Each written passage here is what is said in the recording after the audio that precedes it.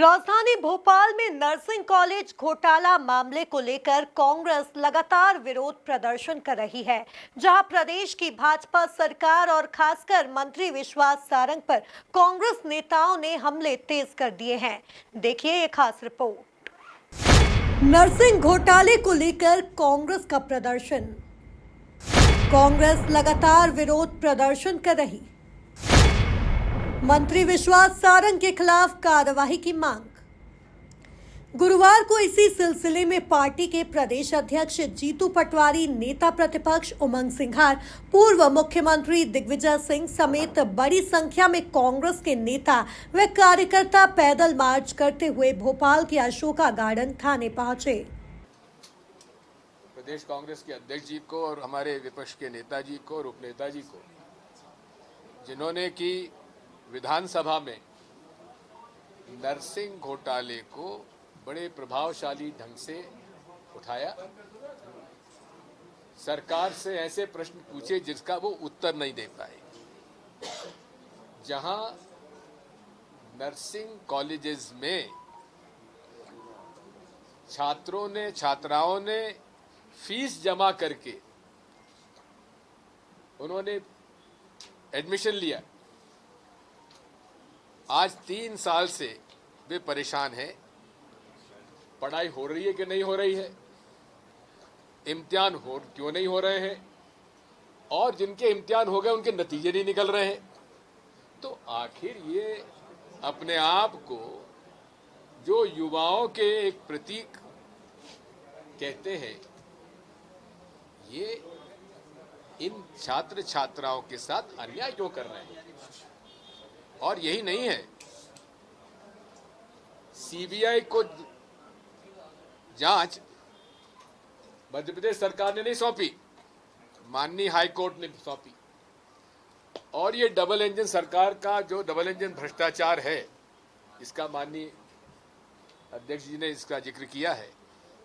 उसमें सीबीआई के अधिकारी भ्रष्टाचार करते पाए गए, जिसमें इसकी कुछ को बर्खास्त किया गया है। ये वही लोग हैं जो व्यापम से भी इन्होंने जांच की थी। तो सीबीआई पर भी भरोसा नहीं कर सकते, मध्य प्रदेश की इकोनॉमिक ऑफेंसेस विंग पे भरोसा नहीं कर सकते, स्पेशल इन्वेस्टिगेटिव टीम पे भरोसा नहीं कर सकते।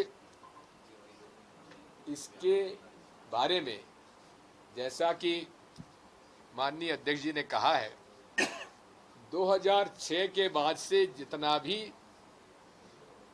भर्ती में एडमिशन में घोटाले हुए हैं, व्यापम से लेकर और आपके नर्सिंग घोटाला, और जैसा कि हमारे विपक्ष के नेताजी ने कहा है कि अब एक और घोटाला वो 4 दिन बाद बताएंगे। इसकी मानसिकता और ये तरीका किसका है? ये ब्रेन किसका है? ब्रेन उस व्यक्ति का है जो यहां मुख्यमंत्री रहा, जो आज केंद्र में मंत्री बन गया है, और ये उसके फंड क्रेजर हैं, ये विश्वास सारंग और उनकी पुरानी टीम। ये खुद कहते हैं प्राइवेट कन्वर्सेशन में, भैया हमको तो थोड़ा बहुत खुरचन मिल जाता था, मलाई तो ऊपर जाता था। ऊपर कहां जाता था? ये विश्वास सारंग जी बताएंगे। या शिवराज सिंह चौहान जी के डंपर घोटाले से लेकर आखिर तक खुरचन किसके पास जाता था और मलाई किसके पास जाती थी, वो बताएंगे। और न खाऊंगा न खाने दूंगा बोलने वाले नरेंद्र मोदी जी इसका जवाब दे सकते हैं।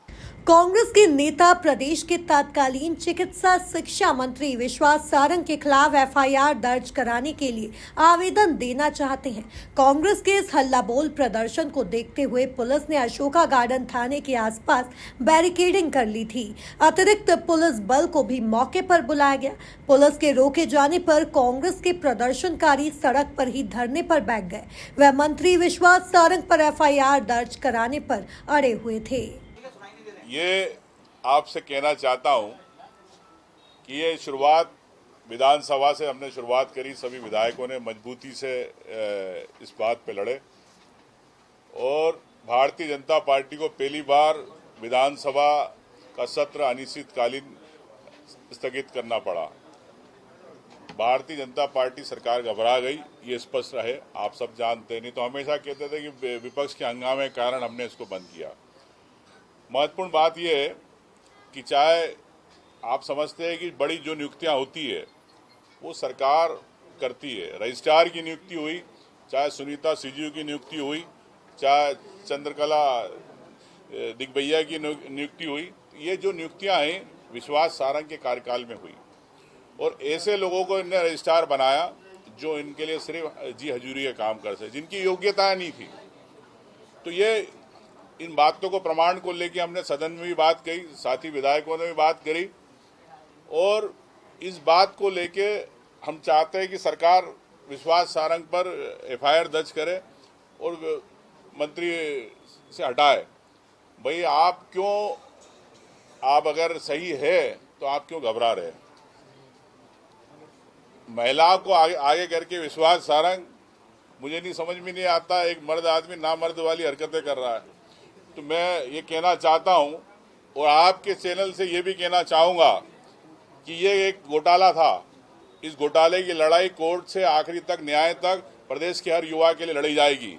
इसके साथ मैं आपसे कहना चाहूँगा कि अगला घोटाला विश्वास सारंग का फिर मैं आपको बताऊंगा आने वाले 4 दिन के अंदर। उसके लिए विश्वास सारंग को चुनौती देना चाहता हूं, तैयार रहे। उसके अंदर भी प्रमाण है कि आपने किस प्रकार से घोटाले कर रहे, किस प्रकार से प्रदेश के युवाओं को आप दिग्भ्रमित कर रहे। मैं यही कहना चाहता हूं कि कांग्रेस पार्टी हर युवा जिसके साथ प्रदेश में अगर नुकसान होगा, उसके भविष्य के साथ खिलवाड़ होगा, पूरी खड़ी है।